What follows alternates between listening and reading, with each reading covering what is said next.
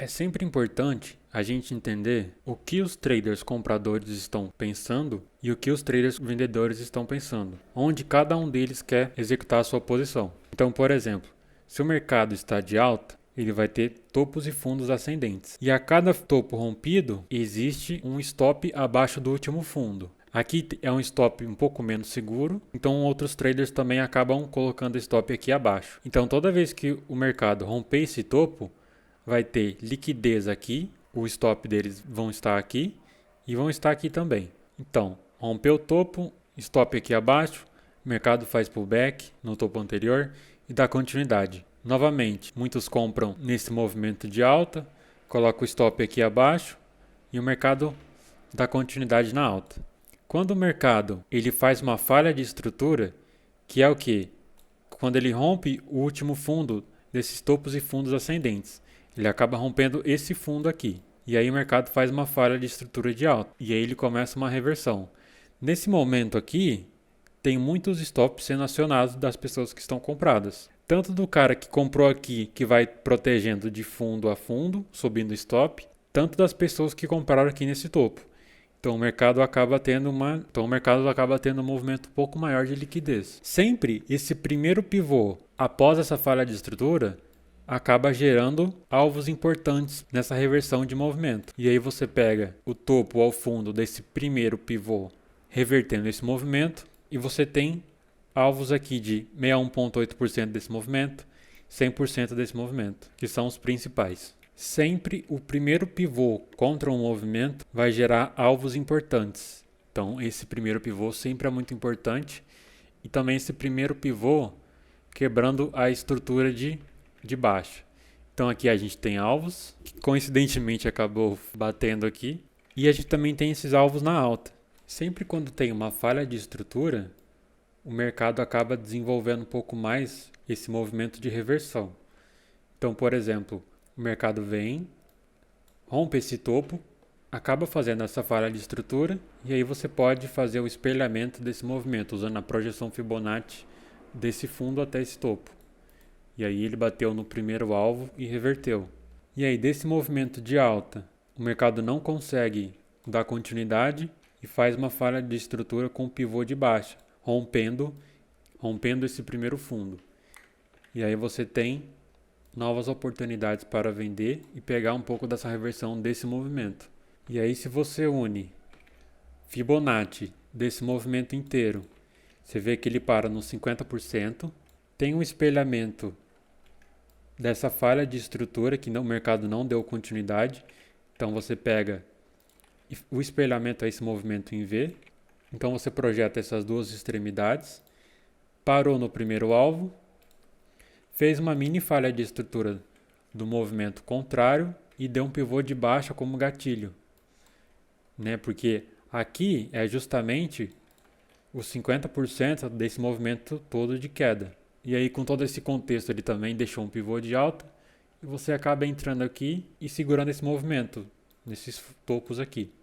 Sempre observe o primeiro pivô contrário ao movimento, o que ele vai estar fazendo. Por exemplo, aqui tem uma tendência de alta. Aqui ele deixou um pivô de baixa e aí o mercado desenvolveu. Aqui ele deixou um pivô de alta, sempre os primeiros pivôs de alta. Porém, você nunca pode usar em contexto aleatório. Sempre é bom usar a Fibonacci para te ajudar. Porque aqui também tem um pivô de alta, mas aí o mercado segurou na VWAP na média de 20 dos 2 minutos. Então você nunca pode usar esse tipo de operacional de uma maneira isolada. Vamos supor que aqui é uma região de 50% de Fibonacci. E aí o mercado ele vem fazendo essa estrutura de alta. Sempre pense que existem sempre os stops dos comprados nos fundos. Então, o cenário ideal é uma falha de estrutura nessa região de 50% de Fibonacci até a 61,8%. E aí ele retrai 50% desse movimento e faz esse rompimento. E aí você pode projetar. Esse primeiro pivô, a reversão do movimento, e marcar a Fibo desse movimento de alta principal. E aí você vai ter uma possível parada do preço aqui. É sempre importante esse primeiro movimento romper esse fundo aqui, porque ele vai estar estopando os comprados e desenvolvendo um movimento maior. Porque se o mercado ele faz um pivô aqui, ele ainda não estopou os comprados.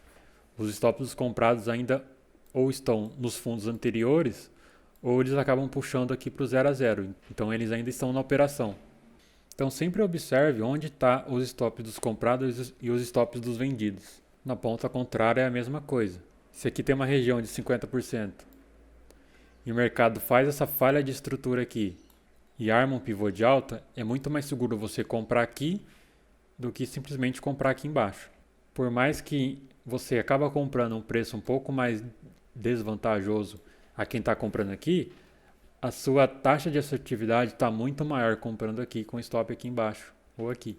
Então sempre quando você for pegar uma operação contra a tendência, espera fazer uma falha de estrutura e espera fazer um pivô a favor do seu movimento.